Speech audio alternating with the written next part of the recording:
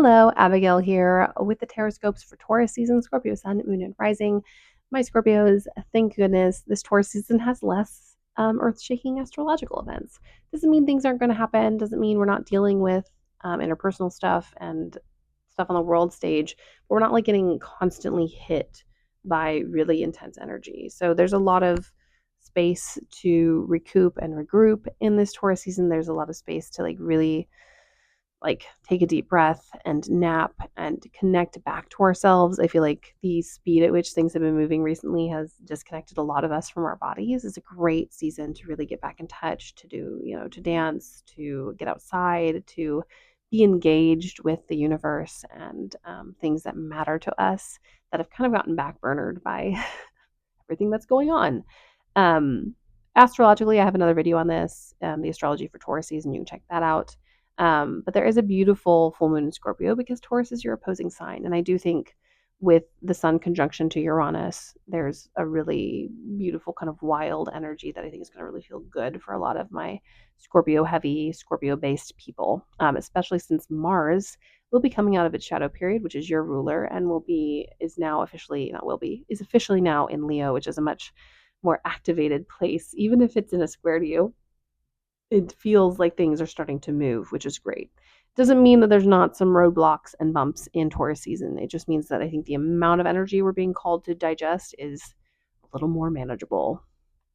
Getting into your words, I've had to apologize in every video. I'm recovering from a cold and my brain literally just stops. I'm like, where am I? So your oracle card I love. It's very scorpionic. It is the crone, know your power.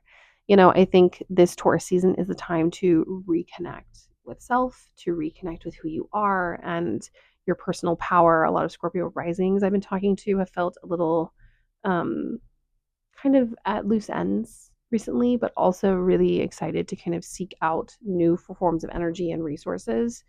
We're getting back to that connection, back to that fire and spontaneity and passion that exists in Scorpios. Yes, I said spontaneity. A lot of you are spontaneous.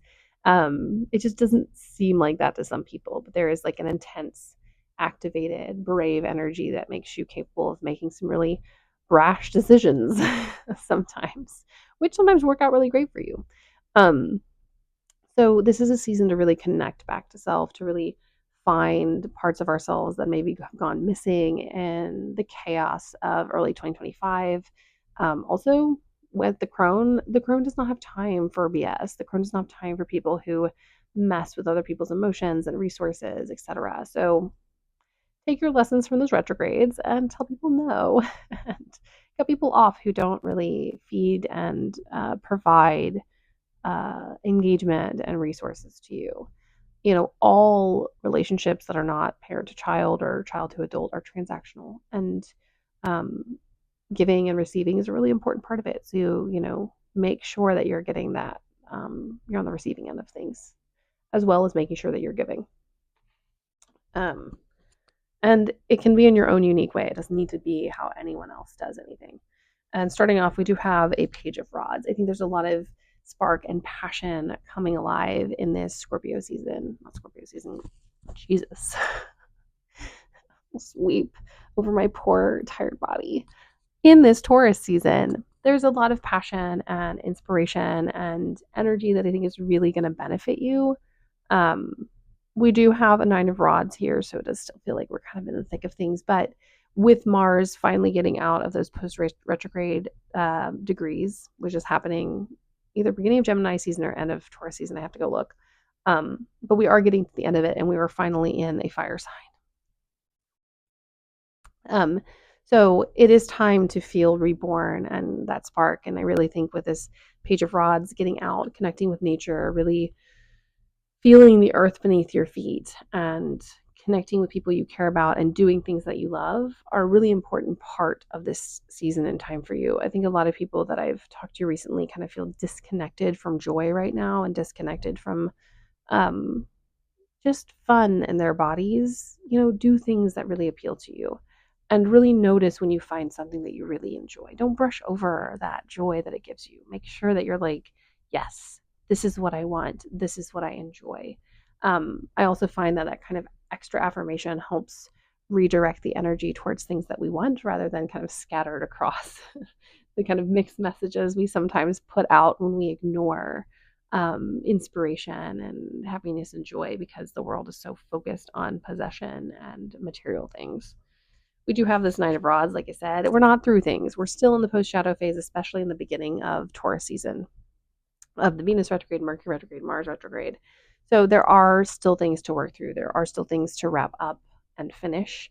Um, but you do have that nice little page of rods. So you do have a little extra energy boost to kind of help you push through this final phase of the retrogrades. And um, the nice thing I feel about the Nine of Rods that has always spoken to me is um, the characters and the card itself just always feels like an energy of having fought a fight that deserved to be fought.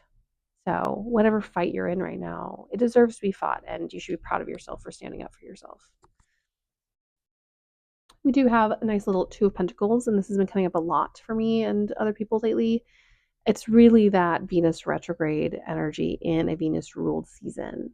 You know, it's about knowing your values, knowing how to invest and to value and to put, um, you know, the energy and the knowledge and all of your beautiful resources into stuff that you actually care about and reassessing your values and what you want to do.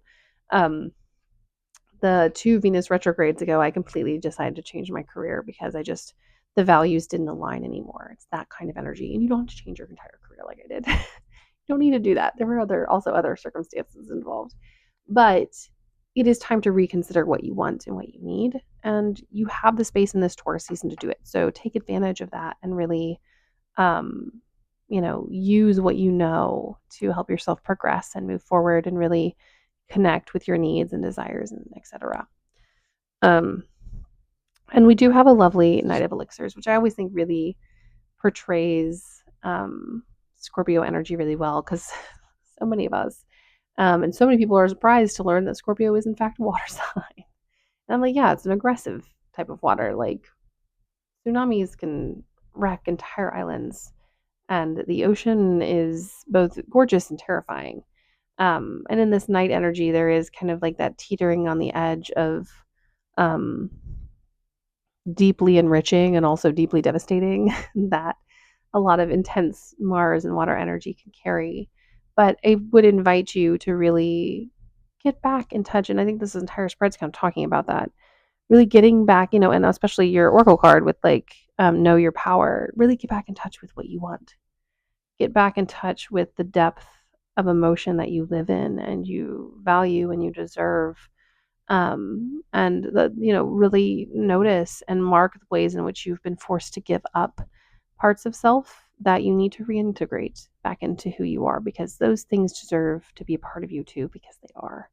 Um, this is also about approaching things from um, a not accepting is the right word, but a like perspective of like being open to considering things. You know, if things don't feel right, then consider why they don't feel right and really get to the root of it and be brave. Bravery is one of the traits of the knights. Be brave and seek out what you need and desire and what really fills you up because I think we used to live in a world where you could kind of work in jobs and stuff that were kind of antithetical to who you are, but especially depending on like what level of class you're at, especially those of us in the lower middle to poverty class. Um, it's not possible because you're going to get ripped up and burnt out in either one. There's not a job at the level that we work that is going to not probably take our soul. I know it sounds kind of dark, but it's true.